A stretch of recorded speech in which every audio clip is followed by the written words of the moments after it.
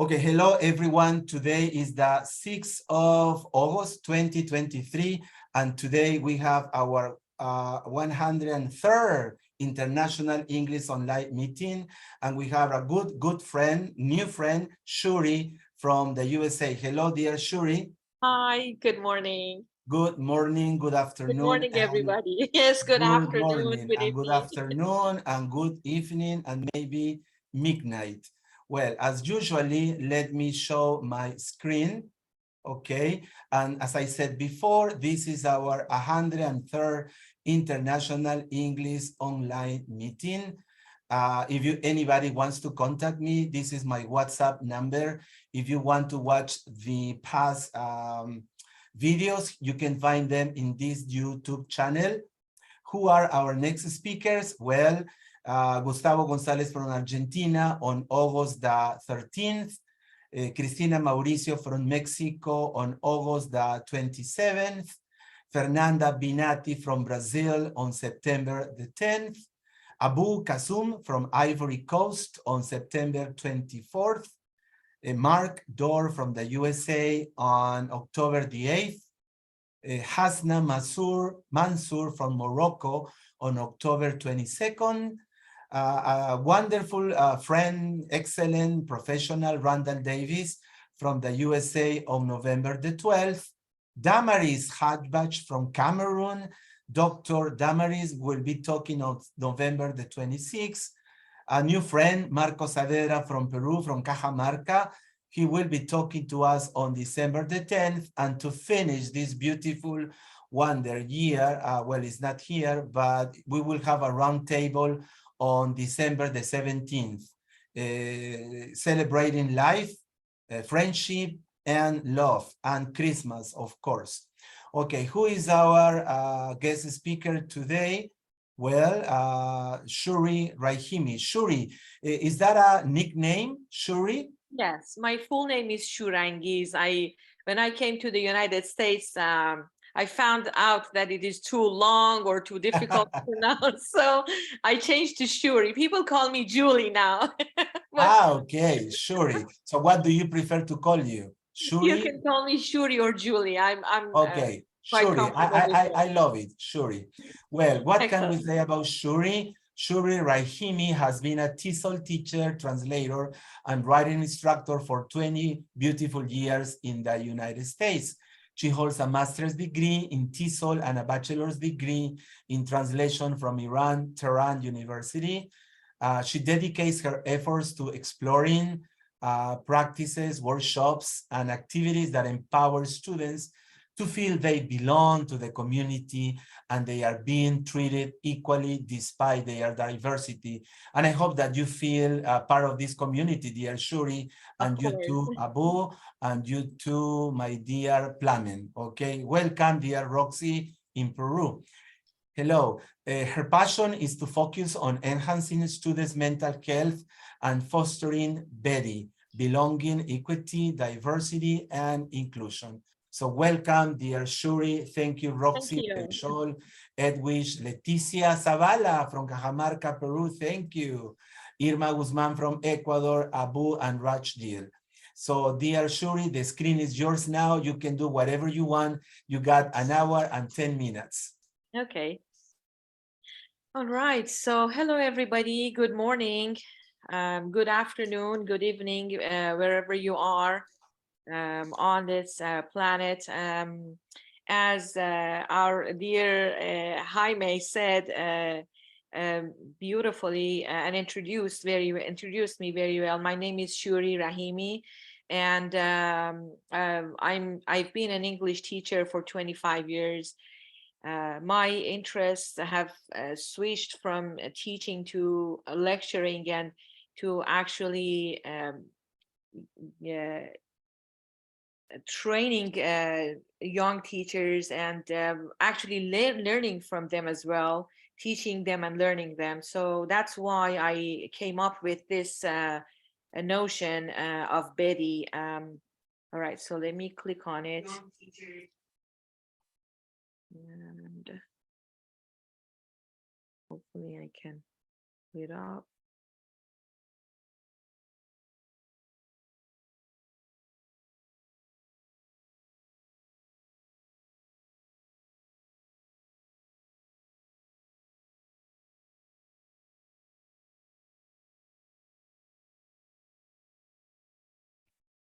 Are you able to see my screen? Yes, we are, dear Shoory. Excellent. Okay, so let's go to the slideshow mode and begin. All right, everybody can see the screen, yes? Yes, everyone, All right. everyone. So the reason I decided to talk about BEDI was that I teach in a university called Nova Southeastern University. And on March 15 and 16, they held a diversity summit for 2 days where they talked about belonging, equity, diversity, and inclusion, BEDI.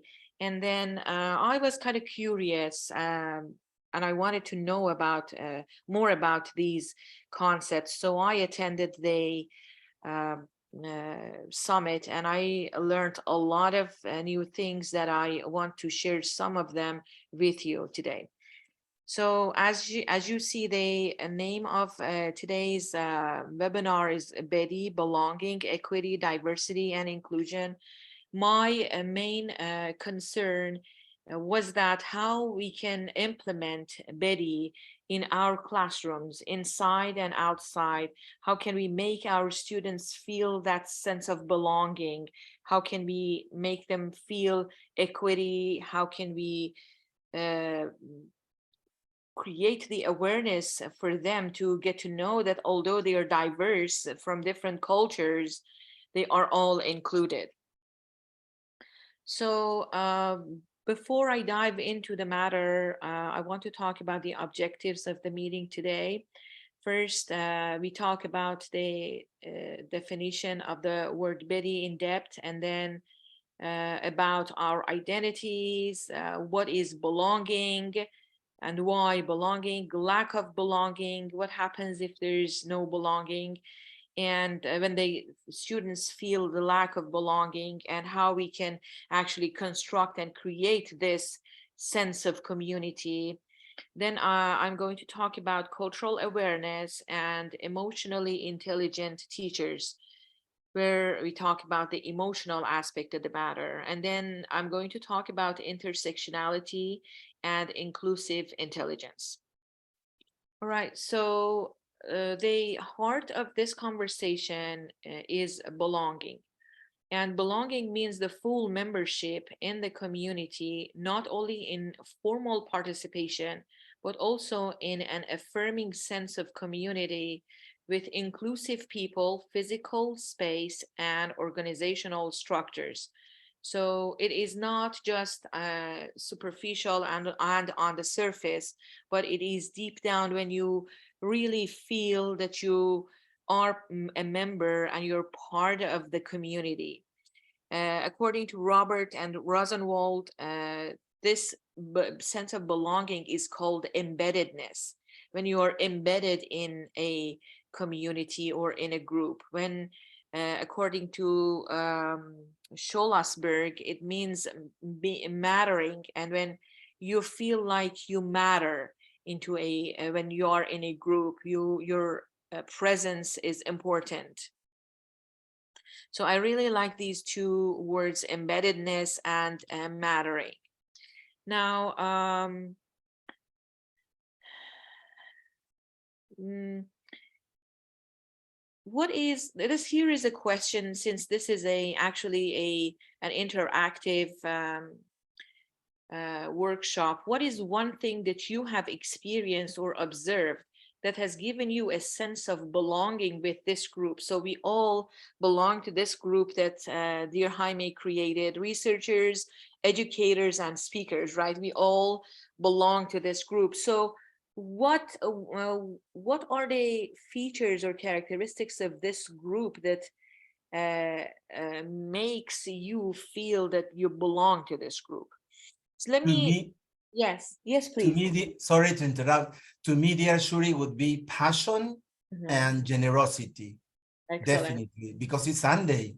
Yes, We could be sleeping, exactly. watching TV. Definitely. You definitely belong to this But we group. prefer to be here. And generosity, because we love sharing our time, expertise. I don't know about Irma, Abu, Raj, Diana, Leticia, Mary Scholl, anybody else? Yes. Well, you know me, I'm always willing to participate. Oh, but I heard another voice. Go ahead. Yes, please. Go ahead, please. Oh, okay. All right. So probably we have to go back to the time when this group started. And I'm sure that I can say that we all share the need to get together to learn from each other how to face the crisis that we had in 2020 and 21, and Definitely. to learn from each other how to deal with our emotions, the hard moments that we face with our students, and the challenge of learn by ourselves about technology. Excellent. Very good. Yes. How about Abu? Yeah, almost the same as Irma was saying. Basically, how we can make sure that we can connect with the others and learn also from those people, sharing with those people also, because as we are from different horizons, different knowledge, different cultural backgrounds, and also let's say activities, it's important for us to have those kind of spaces and also try to share what we have and what we have to offer also to society. Excellent. Thank you. Right. Edwidge, Damaris, Yes. go on. Okay. Good. Hi, everyone. I was saying that I feel part of this group because I landed into this group at random and I was simply accepted. You see, there's concern, we have people advising others, exchange. I feel at ease here. So definitely the BEDI is taking place since the first day. Thank you. Thank you, dear Damaris. Raj? Yes, and I'm just, it's already been said, but I'd like to say how warm and welcoming it is, you know, and people are invited in. Where are you from? Where are you joining us from? So Jaimito, you contribute a lot to this group, and we all have come together as a community with that welcoming energy. Excellent. Well, thank you, and thanks to everyone also, right? Yeah. Yes. So well, there are some people who wrote in the chat. Diana Gallego from Mexico. Hello, Diana. She says, I believe the experience connect us and also the passion to learn and give the best for the class. And Leticia Zabaleta from Peru shared the most. And Mary Scholl, there is a sense of care and love here. And Damaris, and she said before, in this group, everyone is given a voice. Yes, that's true. Everyone has a voice. That's true. Excellent. Back to you, dear Shoory. Yes. So when I joined this group, people welcomed me warmly. And then I noticed that in the group, they give each other happy birthday messages when it's an International Day of Peru or Independence Day or all of these. They actually congratulate each other, Father's Day, Mother's Day, or these are really very interesting. When I actually felt really welcomed and really I felt that I belonged to this group when they for instance, Mary sent me the link for the other webinar, or when like I said, they congratulated me to join the group and all that. So these are I'm going to talk about them today. They're called micro affirmations, small little tokens that in the long run really matter. When these small tokens are expressed, you feel like you are part of a group, you belong to this group. And in here I have the concept of imagined communities, and from Benedict Anderson. This we don't know all the members of this group, but we all feel that sense of belonging, although we don't know every single member. So this is called the imagined community when you don't know all the members, but again, you feel you are part of the group. Okay. So next would be, all right. So the other word in the title is equity.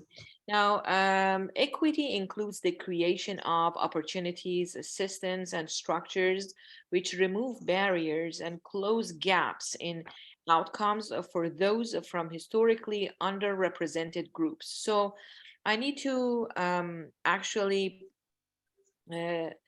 specify the difference between equality and equity. I found it very interesting. First and foremost, in our classes, we need to take care of equity. As you see, equity means to treat our students fairly. So according to their needs, maybe one student needs a laptop, another one needs a desktop, another one needs internet connection, for instance. First, we need to be treating them fairly. Then we need to treat them equally and the same. So equity means treating them based on their needs and treating them fairly. Okay. And next is diversity, when diversity includes race, ethnicity, culture, religion, philosophy, gender, viewpoint, physical and socioeconomic status, age, and sexual orientation.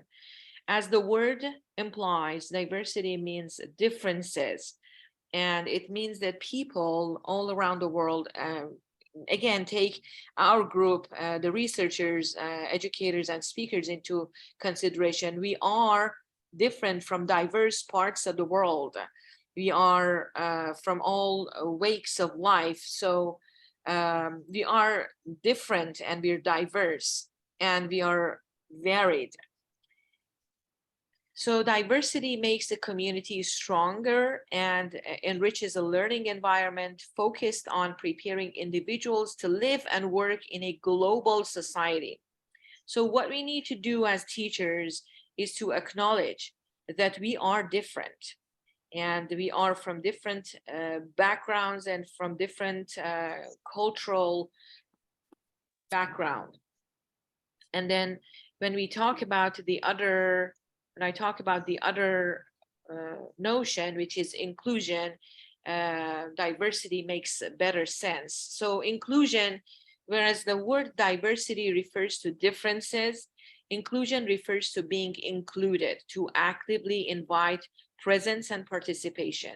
Inclusion represents the interaction, mutual respect, and sense of community from diverse backgrounds and perspectives within a particular environment. So if you look at these two pictures, we are from all wakes of life, from different parts of the world, but we are all included. Again, you can take into account the group that we have.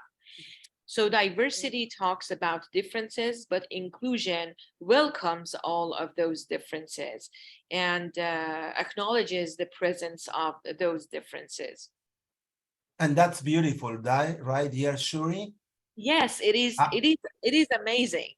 Yes, because the more diverse we are, the stronger we are, the smarter we are, the more inclusion there should be. And that's Excellent. beautiful. Yeah, Abu wants to say something? Please, Abu. Yeah, I really love, that part of the definition in terms of inclusion, mainly like let's say my experience with this group, actually. Like, I'm not an English teacher, right? So in the beginning, I was teaching French, then I started to teach marketing because marketing is my background and I use English as my, let's say, work language. So basically, joining this group, Jaime could have to say, hey, you are not an English teacher, you are just teaching marketing. So we are not receiving you here because this is only for... Now that you mention it, I'm thinking about it. No, I'm not going anywhere. I hadn't realized, you didn't tell me that. Right?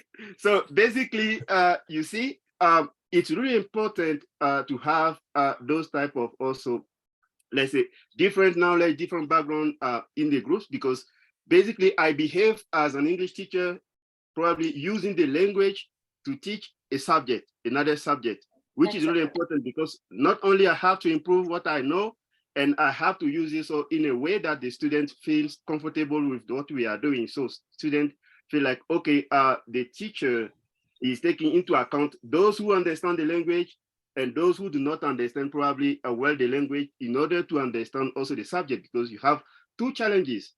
And really, that's why I say I love that part of the idea in terms of inclusion. And everywhere, when we are making decisions, when we are deciding things, and when we are putting all the activities together to make sure that our learners and what we are doing, also people take into account what we have as an idea. Thank you. Thank you, dear Abu. And Leticia Zabaleta says, why is belonging important? To take into account students' different contexts. Excellent. Yeah. Yes, exactly. So why is belonging important? In a minor way, students learn and thrive and continue and persist when they feel that they are a member of a class or a community and they matter. They feel that they are respected and supported. In a major way, it supports the retention of the students to stay enrolled. So if the students feel belong, they stay enrolled and they finish their program and graduate when they develop a sense of affinity with school.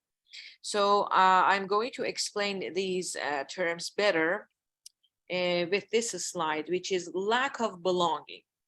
When there's lack of belonging in the academic scope, or the academic impact would be a lack of engagement. So students do not engage.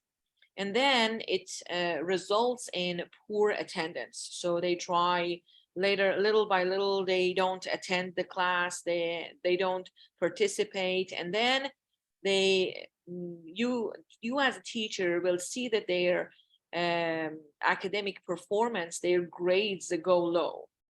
And then is the alienation, when they feel like they don't really belong to the class and they don't want to go to class anymore.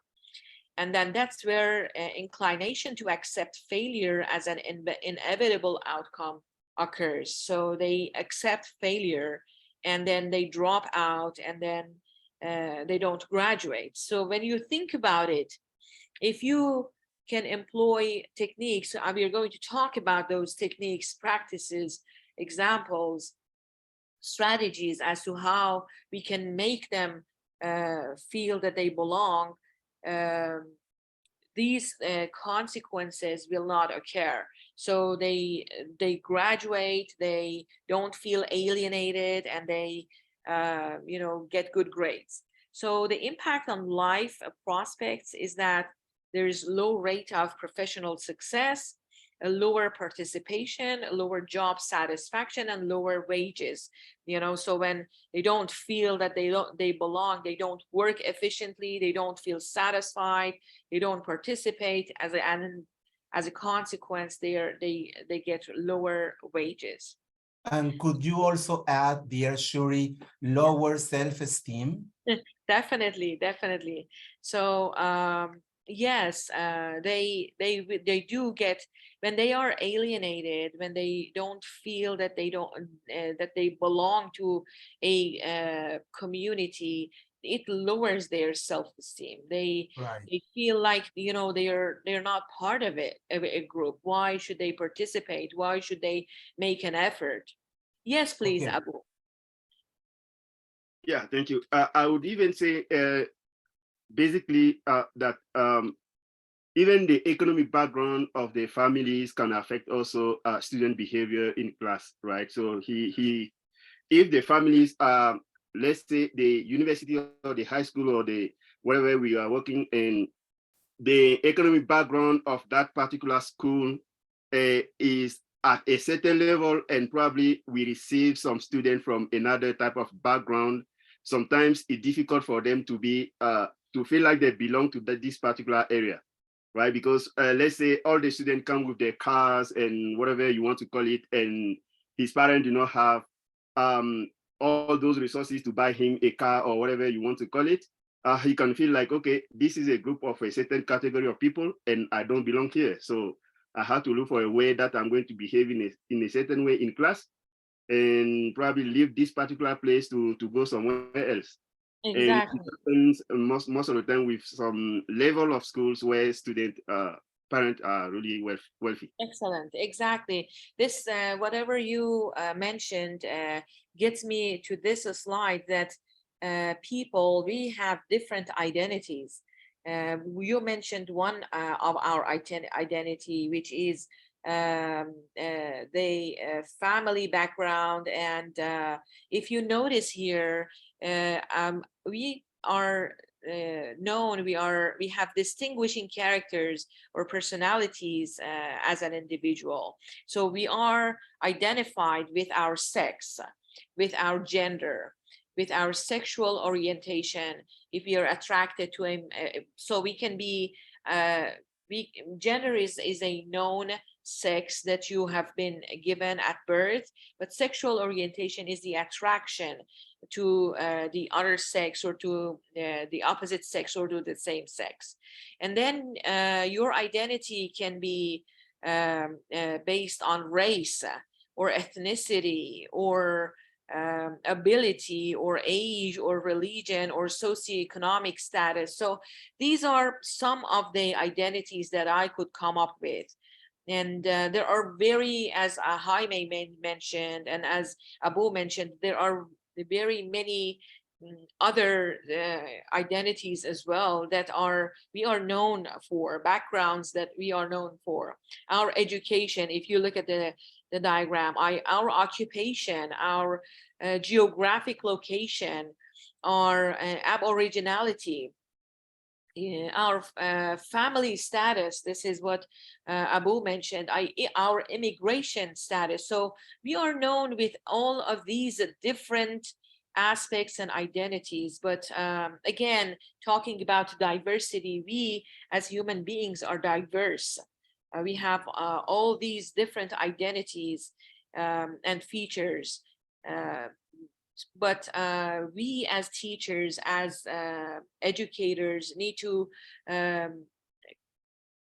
come up with a technique or be aware, at least be aware of the fact that our students are different. Our students have all of these different backgrounds and identities. They are different in all aspects, in all of these aspects. So I have a question here, which is about multiple collective identities.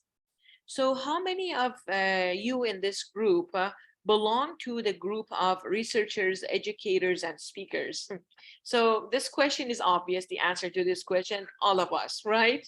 So all of us belong to this group, the group of researchers, educators, and speakers. But answer my second question, please. How many of you have played a sport?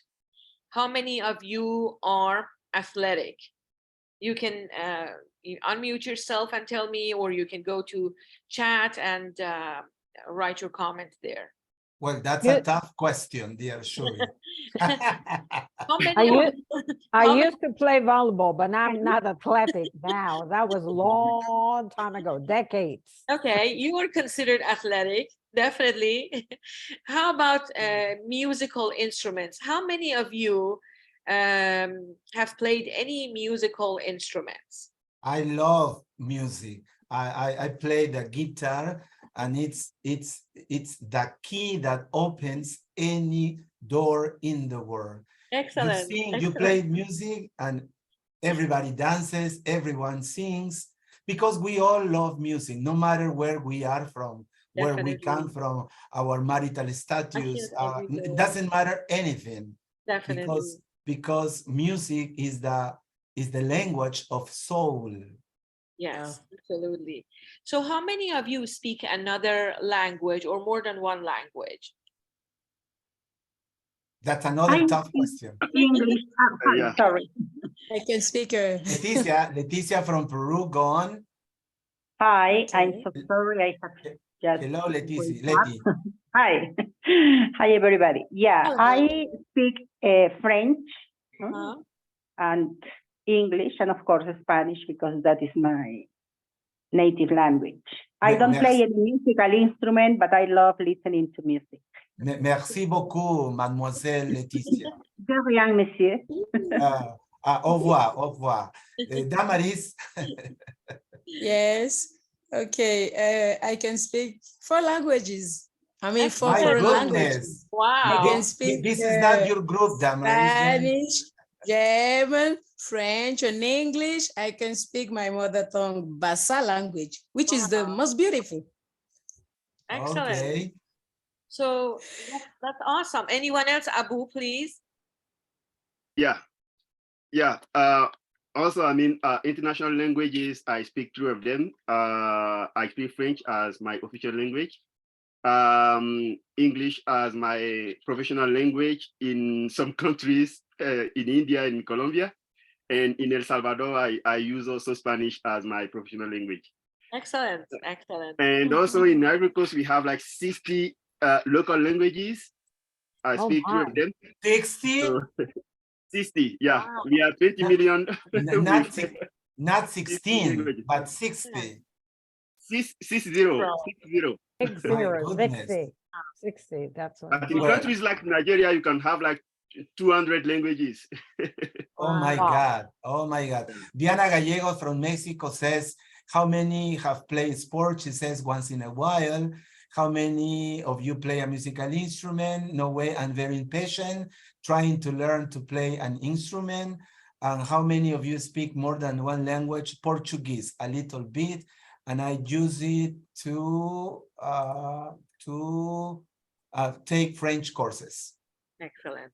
So as you Okay. see, yes, any other comments here? No comment. Okay. So as you see, we are multi-dimensional. We can be athletic, we can be multilingual, we can be musical, and all of us with all of these differences belong to this group of speakers and educators. So although we are diverse in our interests and in our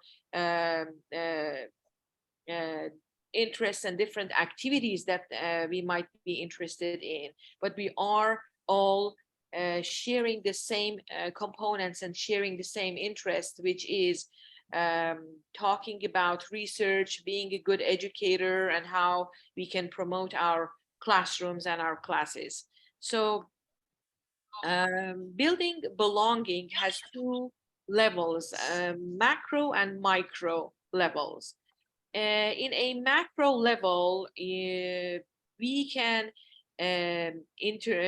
invent new traditions. So another new concept that they talked about in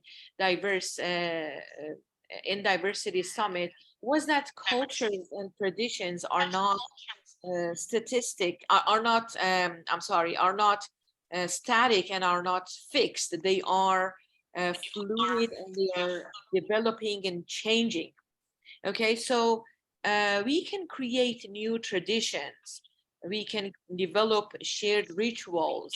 We can have attire and gears and professions and clubs if we want our students to be more engaged. So what do I mean by these? So for new traditions, for instance, this is what I do in my classes. I ask my students to talk about their traditions. I ask them to tell me how they celebrate New Year, what the New Year, how what is their national anthem, what is their the flag of the country, what are the specific features of their country, what are the, for instance, how they for the rituals. I would say when at Nova Southeastern University, the mascot of the university is sharks, and the ritual is that when we see each other, we go fins up sharks. So this is a ritual that they created for the university. So rituals are specific customs that we can have and then we can share. On particular days, like I mentioned, I ask my students to wear their country's attires and gears, and I ask them to join different clubs to to be multicultural and to see and feel that although they're diverse, they can be they can be important, and then they can matter. In the micro level, we as teachers, we can eye contact them, we can smile, we can say hello, we can say one's name. So in my classes, I always try to learn the right pronunciation of my students' names. I know that it's very important. We can talk about micro appreciation, when we appreciate if someone opens the door, holds the door for us, if any of the students in the level of classroom, if someone says happy Father's Day, happy Mother's Day, or someone thanks us for something that we do in class or outside the class, or you thank your students for whatever they do, if they get a grade or good grade or any of that sorts. And so micro appreciation, and then listening to your students and to their feedbacks, to their needs. So do you have any examples that you would like to add to these macro and micro building blocks of belonging? Anyone, please?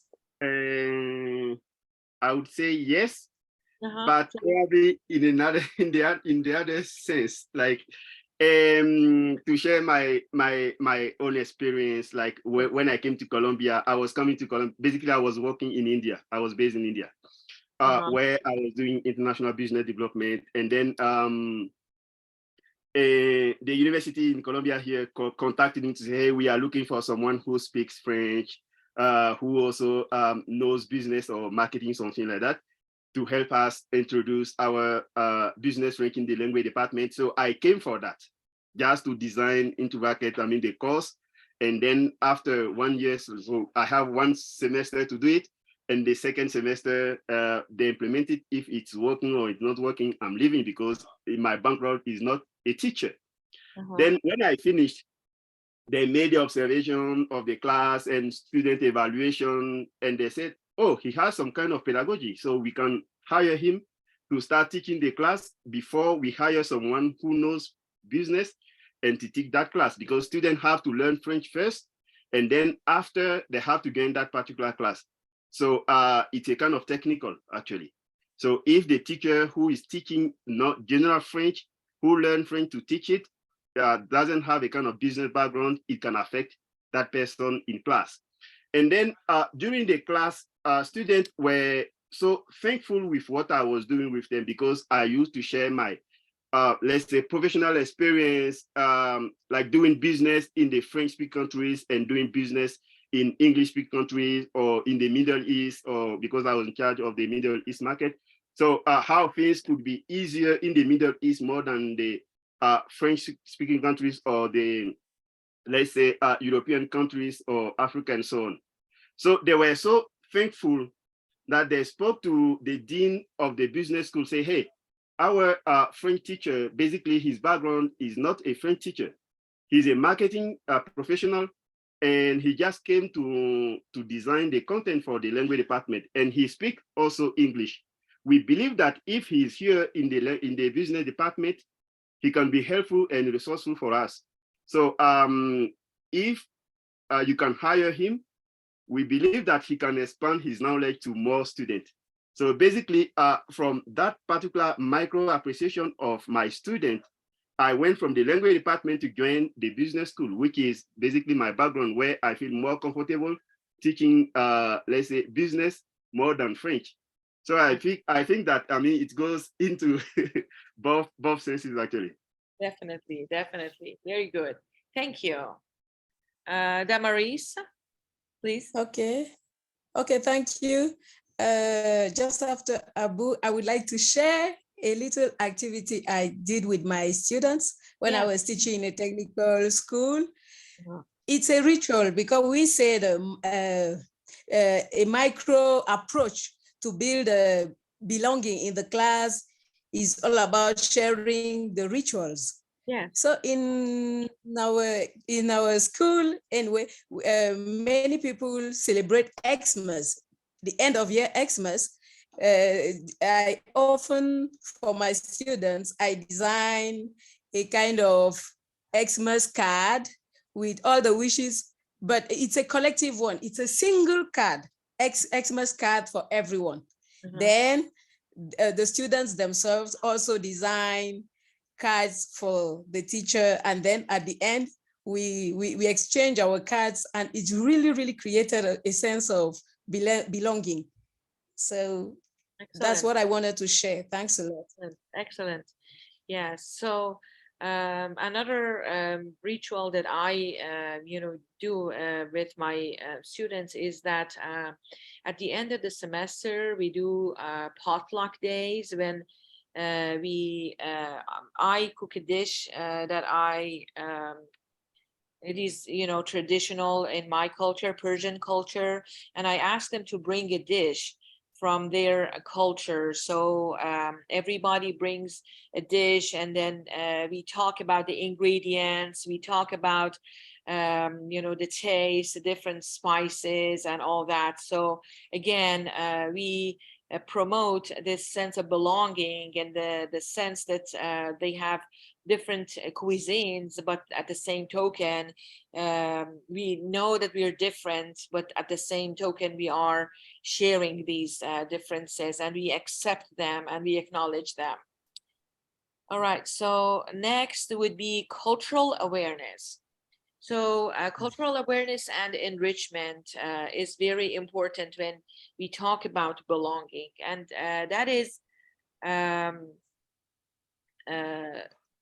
but the definition of cultural awareness is understanding of your own culture, and at the same time recognizing the difference in belief, values, and customs of other cultures. So cultural awareness is that you know the features of your culture, but at the same time, at the same token, you know that your students or different people, your colleagues or whoever they are, have different sets of beliefs, values, and customs. And when you know that people are different, your counterparts, your colleagues are different, you begin to appreciate them better or more.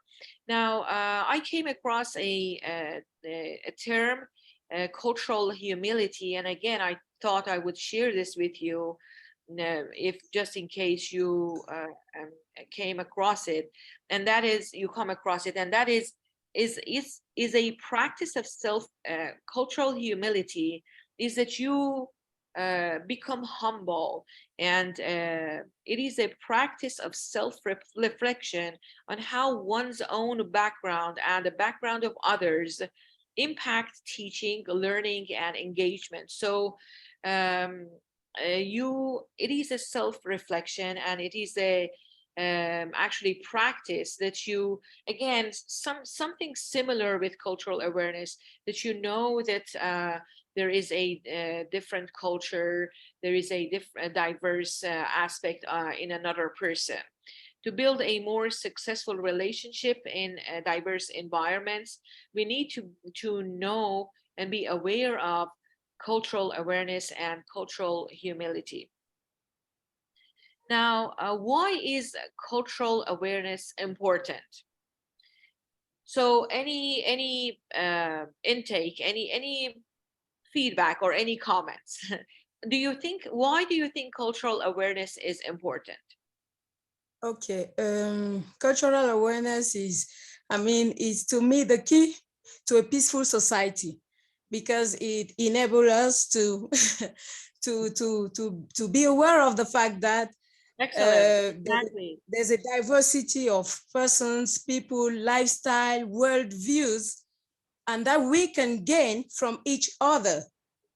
It is often said that variety is the spice of life.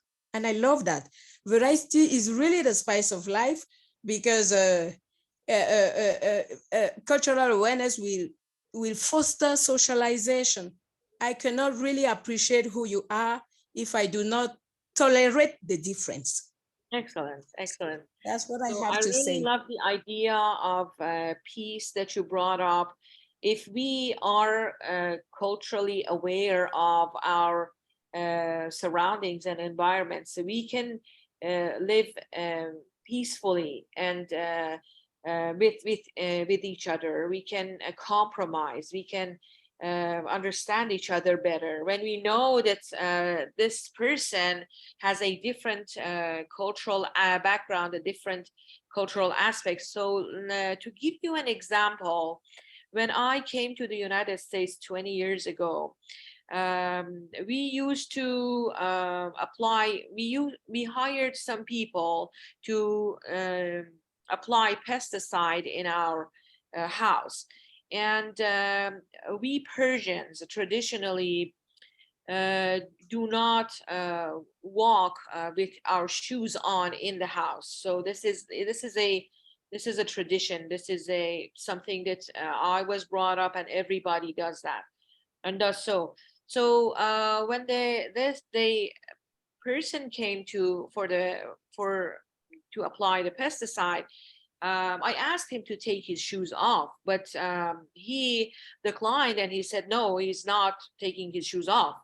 And then I said, okay, I don't require your services anymore then, because I don't want anyone to walk with his shoes on in my house. So after this incident, when I thought about it, I thought that in his culture, he is not walking with his shoes. He is walking with his shoes on in the house. So this is his background. This is his culture.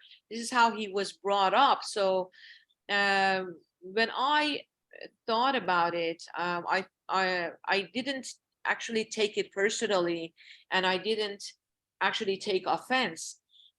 So when we talk about cultural awareness, we talk about communicating better. We talk about cross-cultural understanding.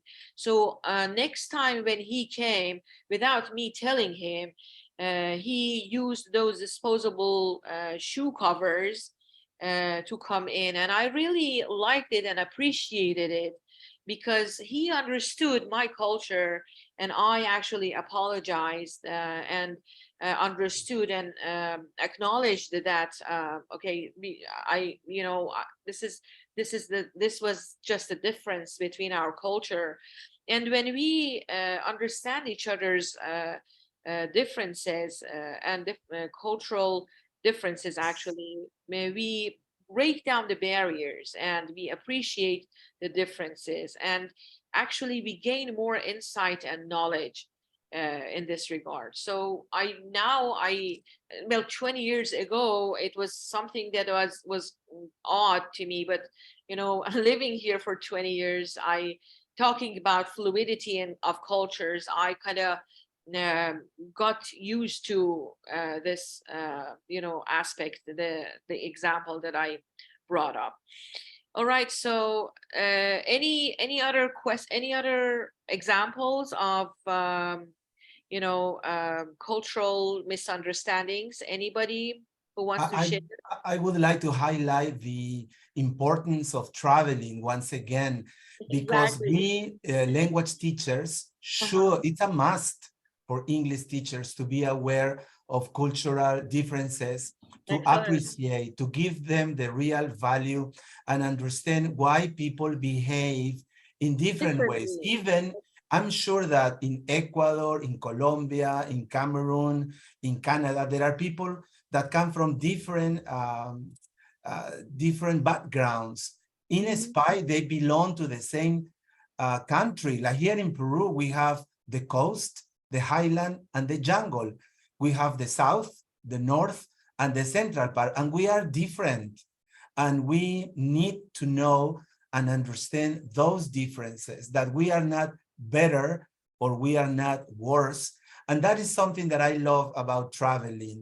When you meet other people from other countries, you understand you are just a little tiny, petite point in the world, and that you could be the PhD, the master, you could have written lots of books, but you are nothing.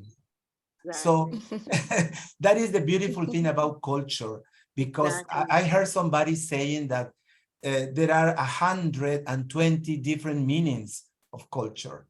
So when we travel, and this is a great opportunity for learning about culture, because here we have people, believe it or not, from the USA, from Cameroon, from Ecuador, from Ivory Coast, from Mexico, from Peru, from Costa Rica, from Canada, and from Ecuador. Wow. So that is beautiful. Yes, dear Raj. I think when you were speaking and some of the others, what came up for me is that when we want to be inclusive and I invite somebody to come to our home or to our place of worship, then if somebody is invited to the place of worship, to let them know we sit on the floor, we take our shoes off, we cover our head as respectful, so that the person comes prepared to dress that way. Because we've seen some awkward situations in which people have invited someone and has not really given them some information of what it's like. So that person feels terribly upset and concerned about how they showed up. I'll keep it up in mind, Raj, when I visit you in Canada. When you come to my place of worship, for sure. I will, definitely, Raj. Definitely. You're welcome. I'll be there. I'll be there. Yeah. If I may, I was trying to put together the previous slides and the fact of how to consider this cultural awareness and how we can put it down in a class. Yes. That took me back to the times that I used to work in a private institution only for girls. And when I noticed that the 2 or 3 girls were different to the rest of the group, I needed to do my own search. And I found out that these 3 girls, same gender, same city, but a different family background. They were orphans. They came from an orphanage, and the school was doing a supported social program in taking these girls without charging any money whatsoever, so they can have the same kind of education.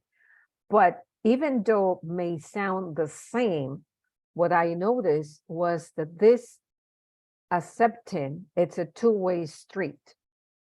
It's the girls that they needed to be aware that there is a different situations of living for different human beings, or for every single human being, even though we're living in the same city. And also the other girls trying to understand and to accept that the others were not special, or they were not different because they have the family. It's like explaining them, having an awareness of the differences is learning that there are different ways of doing things, and it's not a perfect way settled down as a rule. It's just different ways. In this case, what I used to do in my classes was sharing the hardest moments for everyone and what did they learn from themselves. Excellent. And at the end of the school year, what they developed was not only the awareness of, yes, they are girls as I am, or yes, we are girls as they are, but they lost their parents. They had difficult times. I do have my own difficult times, but it's not who's going to be winning. It's just differences that will make me stronger as a human being in the future. Excellent. That's what I wanted to share. Yes. Yeah, Irma, is it that? Yes, Irma. Yeah, Yeah, Irma. Later on, I'm going to talk about emotional intelligence versus cognitive intelligence. And emotional intelligence is when you actually put yourself in the shoes of others, in our specific cases, students, and feel them. How does an orphan feel really? What are the difficulties? What is the hardship that she's going through or they are going through? What is how do they see and perceive the world? Completely different. If we get to this understanding that we Oh, yeah. are emotionally intelligent and we can put ourselves into other people's shoes, we have actually done the mission. It's actually completed. Our mission is completed. Two So things, sorry, Shuri, two yes, comments here in the chat. yes, please. Nasir says, why is it important? Because the language and culture are two faces for one thing. Yes. And Leticia Zabaleta from Peru, my good friend, asked me, dear Raj, can we go to Canada? Of course, dear Leticia, we can go everywhere because we are friends and colleagues. Before being colleagues, we are friends. So welcome to Ecuador, to the USA, Canada, wherever, right, Raj? Absolutely, absolutely. Everybody is welcome. Yes. You're all welcome to come, but maybe not all at the same time. Oh, yeah. That is true. Well, welcome to Peru, to my little apartment too. Okay, go on, Shuri. Okay, so as Jaime was mentioning, and he specified, dear Jaime, talked about traveling. Traveling is one of the ways that you can increase your cultural awareness. You can actually see the world differently or see the differences. Music is another, again, you specified. Travel, learning another language, going to restaurants, talking to coworkers, visiting friends and family members, events, attending different events, social groups and gatherings, being parts of or different organizations. These are the ways that you can increase your cultural awareness. That, like Jaime said, you can see that you're just a tiny bit of this whole universe that is different with everyone else, and with every getting and having all these different identities at the same time and different from everyone else. So again, another way is to understand history, to read about traditions and cultures, how they formulated from the past up to now, using your resources, going to the library, reading books, literature, and all that. So these are all different ways that you can increase your cultural awareness. At the same token, you can have your students increase their cultural awareness. The unseen parts of the culture are values, religious beliefs, work ethics, and nature of friendships. So again, these by studying these and by delving into these concepts, you can increase cultural awareness. Any questions here? All right, now I have a question for you. What is one thing you would like to share about your culture? Food. What is one thing that you would like to share about your culture? Let's talk about diversity, differences. What is one thing that is specific to your culture? Okay, we invite Plamen and Leticia and Roxy and Luis and Martha and Nasir and Diana, who haven't given their opinion yet. If you would like to say something, Roxy? One thing you would like to share about your culture? Something Yes. conspicuous, something specific. Yes, please, Abu. Oh, sorry.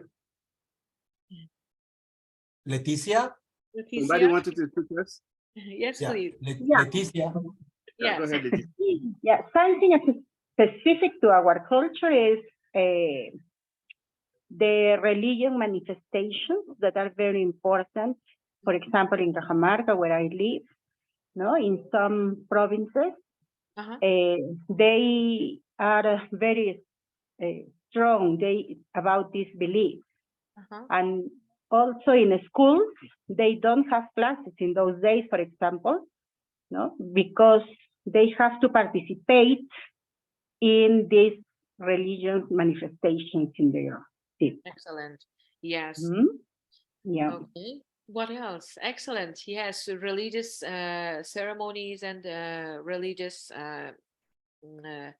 actually rituals are part of the culture and part of the cultural awareness. Yes. Anyone else?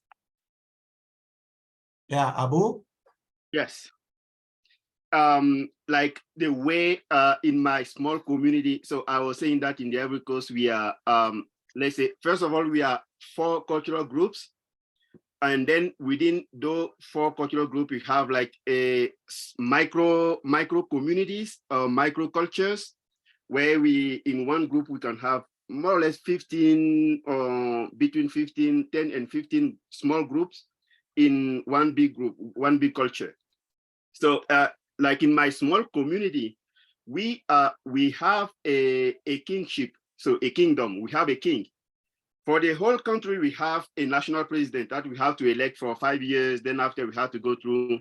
So the way we understand democracy in my community is totally different from the way we understand democracy in the modern world.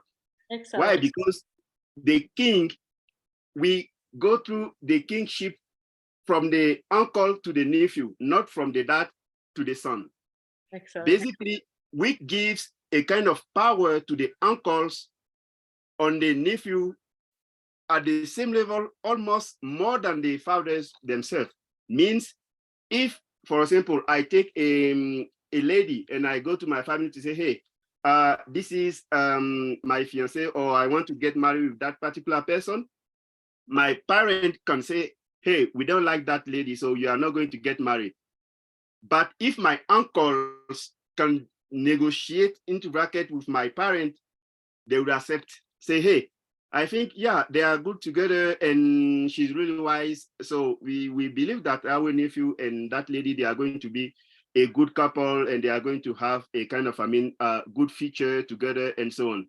So my uncles can influence the decision of my parent.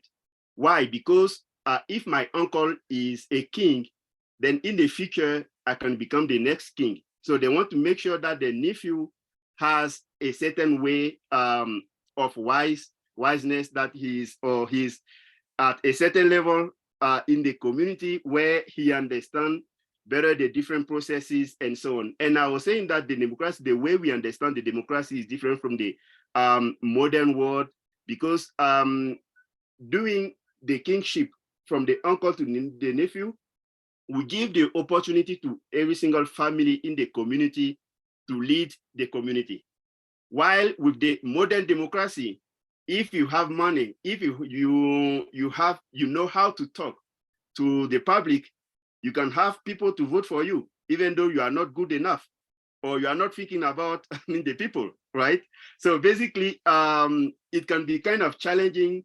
So when you are talking about the word democracy in my community more than the other part, and as I was saying, that we do the kingdom from the uncle to the nephew, means the king has his own government only by men, means the king and his like ministers and advisors, all of them are men.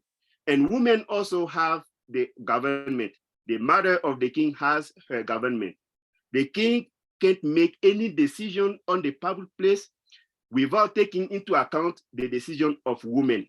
But women will never speak on the public place. Say, hey, we like the idea or we don't like the idea. But all the decisions that the king is going to take on the public place basically are validated by women. He can't make any decision without taking into account the advice and the decision of the women.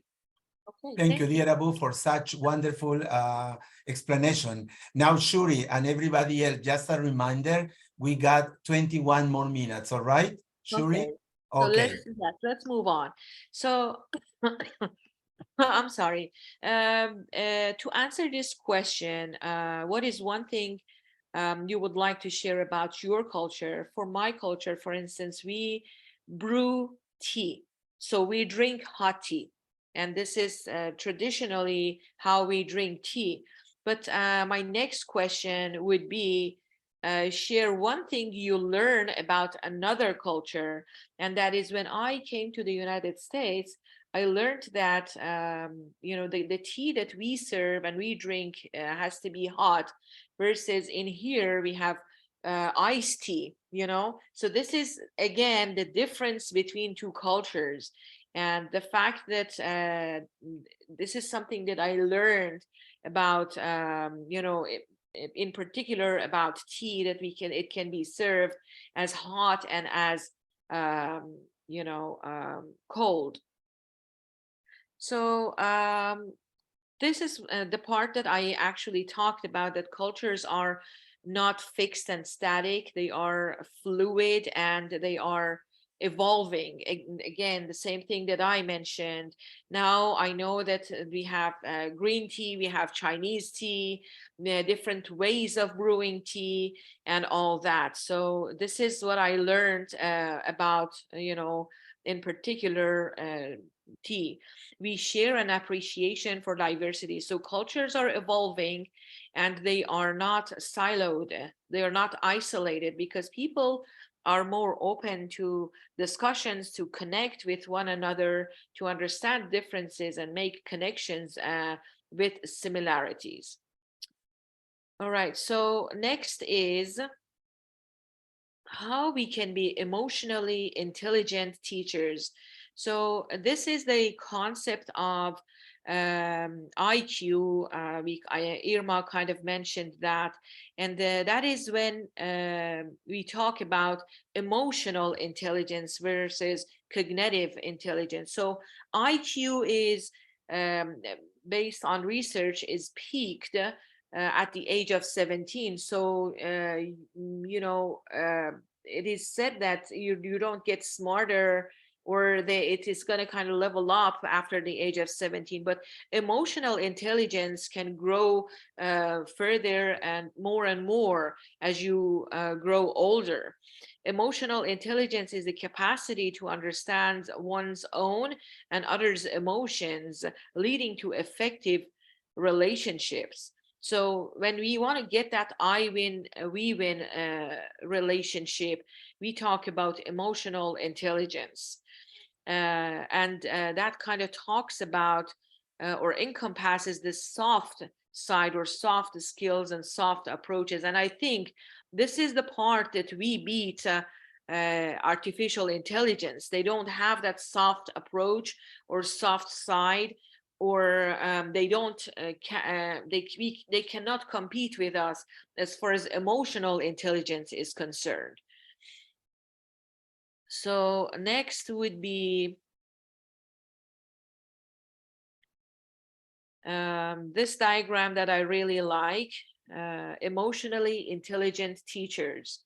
So the emotionally intelligent teachers should be aware of four parts. If you look at this quadrant, one is one side is the awareness, the self-awareness, and the awareness of yourself, and next is the self-management. So when you are aware of your emotions, first you should know what triggers you, what makes you angry, what kind of what is the area that is actually pushing your red button, or and then once you know those limitations, you need to come up with some ways to self-manage these emotions, whether it is to walk away when you get upset, when just count to 10, or whatever strategy that you can come up.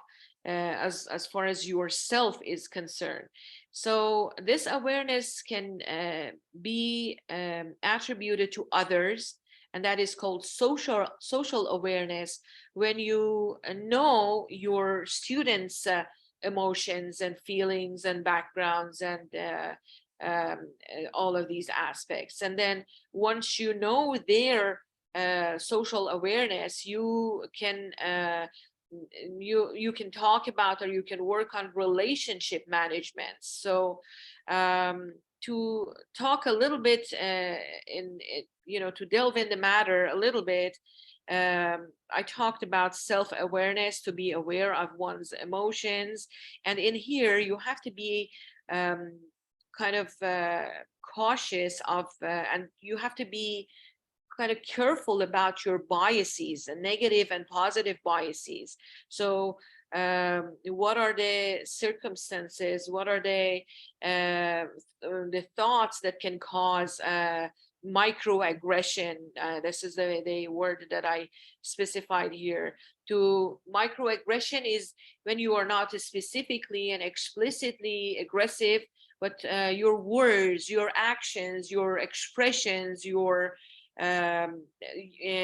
according to the Oxford Dictionary, you are subtly and indirectly being discriminatory, and you are kind of not being fair when it gets to microaggression. This is again a word that has been used a lot frequently, microaggression. And they're really full of the word, the terminology.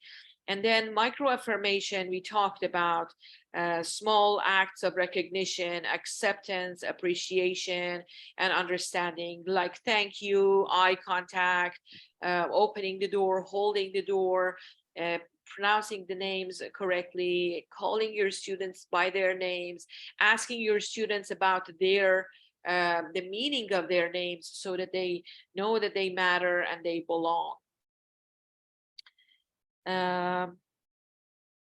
So as for self-management, you're talking about the word which is vulnerability. Again, in these new ideas and new studies, vulnerability is not a weakness. Vulnerability is a strength. When you acknowledge that you did something wrong, even to your students, when you say you're sorry. One of my students confided in me and talked about the teacher that mistakenly gave her a wrong grade.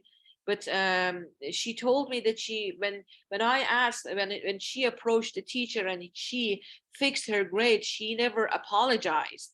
And then she was not appreciative by her approach, by that teacher's approach. And it's okay for us to say we're sorry, we were wrong, and we want to fix something. So vulnerability in today's day and age is not a weakness, it's a strength. Just keep that in mind. This is again another very interesting concept. So next is social awareness from that quadrant that we talk about, sensing others' feelings and perspectives, focusing on organizations' needs and greater good, collaboration, and then all of these create win-win situation when you create empathy, and when you know that you're viewing others, the world from others' perspectives and others' point of view. So the fourth part is the relationship management that we talked about, and that is making a difference, turning conflict to agreement when it gets to an action, when you talk about relationship management in your students. You are helping them to have a positive impact, to bring the best out of them and bring people together to get the job done. So this quadrant actually is summarized in these 4 stages. So our students need to feel included, and they need to have inclusion safety. Then when they feel included, they can learn, and then they have learner safety. In a safe environment, they feel like they can achieve and they can accomplish, they can learn. And that is when they get to contributor safety, when they actually try to talk and participate and communicate in classrooms. And then at the end, they get to challenger safety, when they actually challenge you and ask you challenging questions and express their opinions, whether they are against your opinion or like your opinion. So this part is about intersectionality, and that is again, the cultural categories such as gender, race, ethnicity, they intersect and they overlap. And then we need to be careful about intersectionality, because sometimes these overlap when our identities overlap. When we, for instance, when I'm talking about a race and gender at the same time, an African American and a white person, when their races and their gender overlap, the white person is privileged over the African American person. So when these two overlap, you will see marginalized cases where people are being discriminated in one way or another. We talked about all of these identities that our students and people have. So this is the new IQ, leveraging inclusive intelligence. I heard one of my colleagues talked about inclusive intelligence for engagement. This is a TED Talk by Johan Hari. I suggest you watch the TED Talk, and he talks about chasing the scream. And a very interesting idea in his book and his TED Talk is that those who get addicts and they get addiction to drugs, the most prominent factor that contributes to the addiction is not weak that they're weak-willed, they don't have the willpower and all that. It is all because of the fact that they're isolated, they are not included, they're not connected. So addiction, in his book, he's talking about addiction and sobriety. Sobriety is not versus addiction. Addiction is caused because of the lack of connection, because of the lack of inclusion, actually, when people are not included. Okay, and that was a very interesting topic that I came across. And another very interesting subject that I came across in the diversity summit was by Naomi Eisenberger. When you look at this picture, you see the social pain versus physical pain. And when you look at these pictures, you see that the areas that light up in both areas when you get social pain and physical pain are the same. So, and I don't want to say, but they're more or less the same amount. So this means Naomi Eisenberger found out that when when people disrespect you or disregard you, or they're heedless to you, or they don't pay attention to you, you feel physical, social pain. And this social pain is actually as much as strong as the physical pain, as far as the response to reactions is concerned. So now what I'm trying to say is that when you get the physical pain of disrespect and not being included, you are getting distracted as much as you have the physical pain. So when you think about it, it's just immense. It's intense that the amount of pain is the same. If somebody disrespects you, you get the same amount of pain, and you cannot focus on what you're doing. This is her research. You can get into the research more, in detail when you have a chance, when you get a chance. So this is a very interesting concept that I came across. And then here, if you look at this picture again, Dr. Bruce talked about it in the webinar. So if you look at these two structures, the one on the left is the structure of a diamond, and on the right hand side is the structure of graphite. So graphite is something soft versus a diamond is something very hard. The structure of it is. So if you look at it, the shapes are, well, the number of atoms and the number of bonds are the same in diamond and graphite. What is different is the way that they are bonding with each other.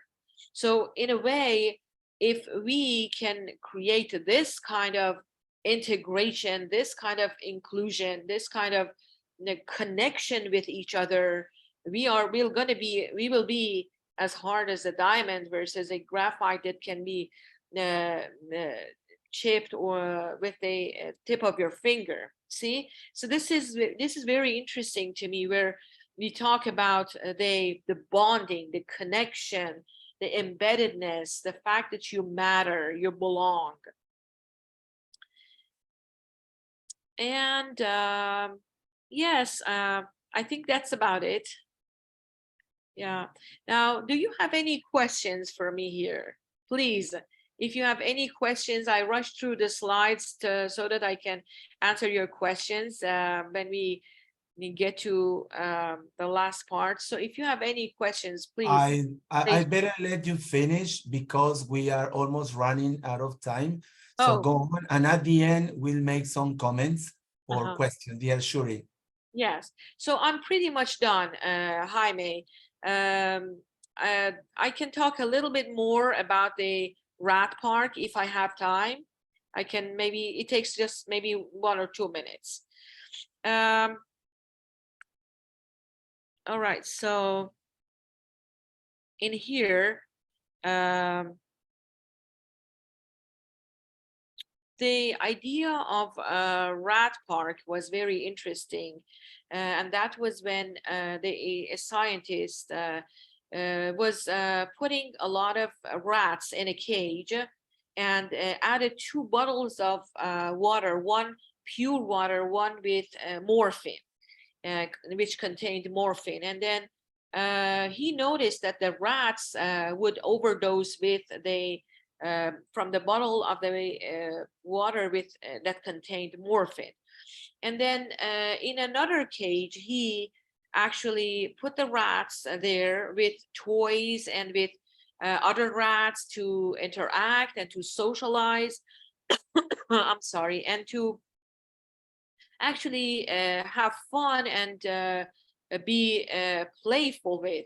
So again, he put those two bottles there, 1 bottle of water and 1 bottle of morphine, and he noticed that rats are not actually exacerbating and not going through the bottle of morphine, and they don't overdose. So what he concluded was that we need to be included. We need to be in a group. We need to feel that belonging. That sense of community is the most important thing. If you think about it, the main important reason of being of addiction, I mean, it would never ever conquer my mind or get into my perception as this is you know, that what I encountered. So yes, if you have any questions, please raise the questions. I'm here to answer. Could you please show your email, Shoory? Because some people would like to have your presentation if it is Of course. possible. Of Please. course. Can I put it in the chat box? Please do. Okay. And if you stop sharing your screen, Of so course. we can have 2 or 3 minutes for our final comments. Yes.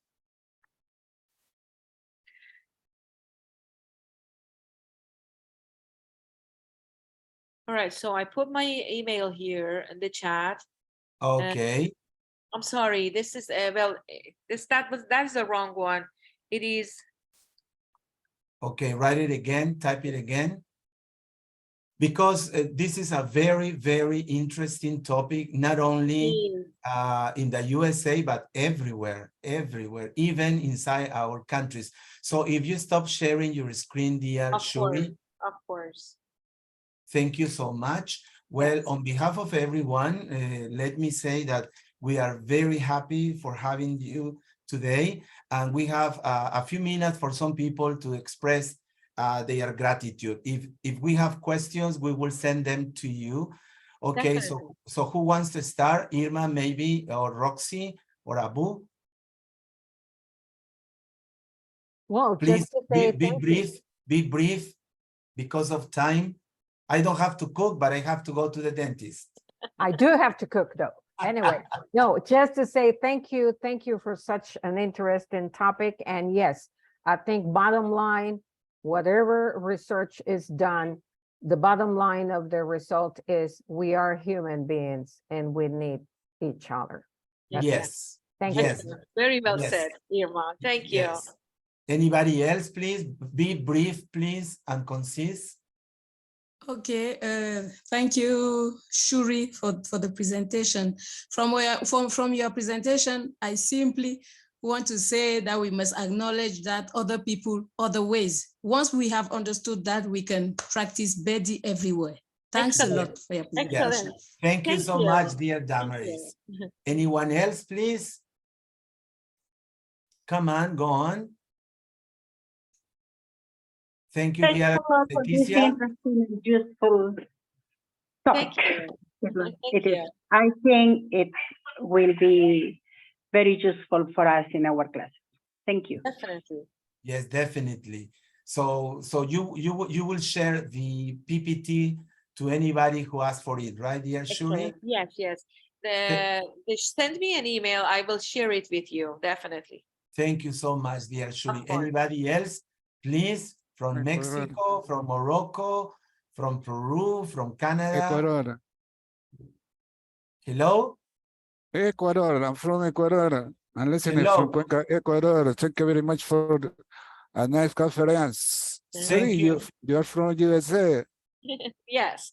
Okay, nice to see you. Thank you. Thank you. Thank you, dear Jose. What part of Ecuador are you from? Cuenca. Cuenca, Oh, Ecuador. Cuenca. The beautiful city of The Cuenca. most beautiful I love city it. of Ecuador. Yes, so beautiful. Lovely city in the highlands, on the highlands. Yeah. Merci, Maya. You want to say something? I want to say thank you a lot. It was a very interesting topic. So I was just 5 minutes because I was working, so I didn't have time to join this group, but it was amazing. Okay, but I will post the video, the final recording in my Facebook account, dear Mercy. So you will have time to watch it. Thank you. Thank you. Where are you from, Mercy? I'm from Cuenca too. Oh, the pearl of the South America. Yes. We have So many beautiful, yes. people from US living here. Yes, Nasir from Morocco. Roxana, did you have a question? Roxy. Hello. Good morning, everybody. Yes. No, not exactly, but comments. Yes, my words of appreciation for your words, for your sharing. And I just wanted to make an alert from the point that you mentioned about the social pain. Yes. It's very, very important to be aware of that, not to criticize, to understand, to analyze, to have a a kind of companion, these people who have these problems, because they have residual effect. They are no pill killers for this. It's totally different what is for the physical pain. No, we go to the doctor, we have the medication, and it's over. But social pain has a lot of secondary effects and long-term. No, so we have to be aware of that, especially we are teachers and we are facing so many problems. Our students are doing that, and sometimes we are not aware of this.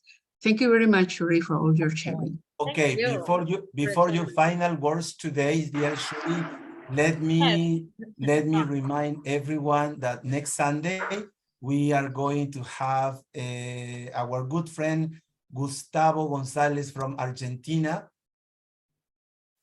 He will be talking. Yeah, here he is. Can you hear me?